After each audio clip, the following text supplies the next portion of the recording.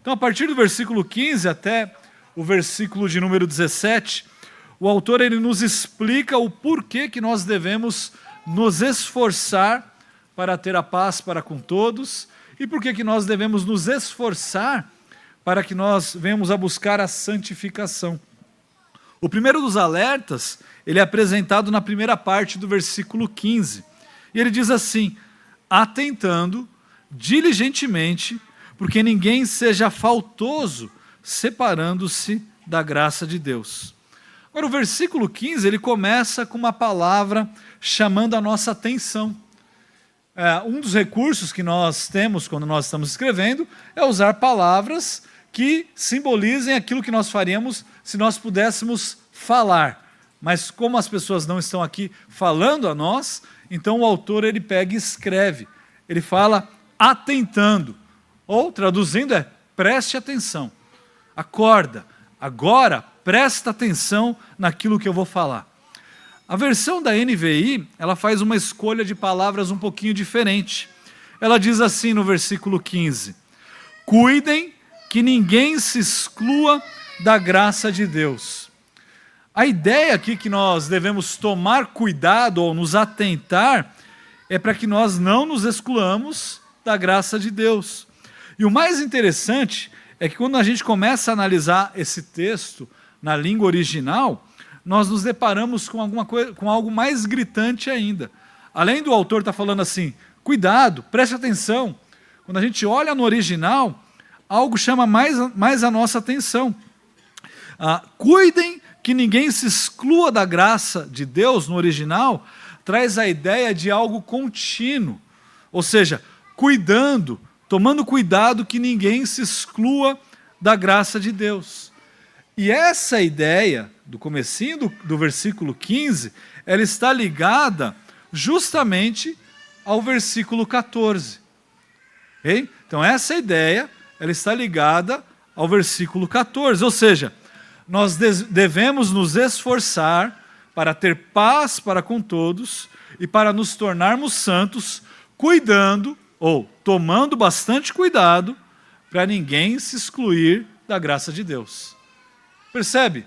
A ideia do versículo 15 até o 17, ela está ligada diretamente à ideia de buscar a paz e buscar a santificação. Você não pode excluir uma coisa da outra. O cuidado, ele está em relação àquilo que foi ordenado. O comando é busque a paz, busque a santificação, tomando cuidado, para você fazer isso, isso e aquilo.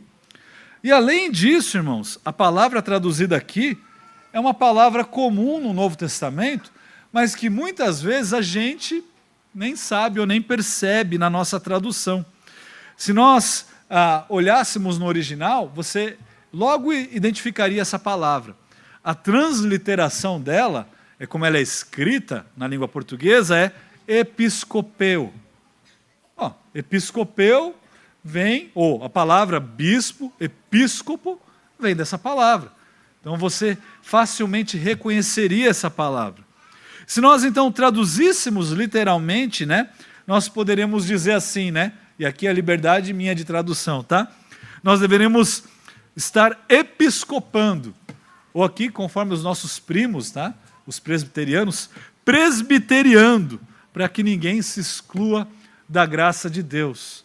Seria essa a ideia que o autor está dizendo aqui. Mas o que isso significa? É a ideia de episcopo, pastor, de pastorear, de vigiar cuidadosamente. É isso que ele está dizendo. Percebe?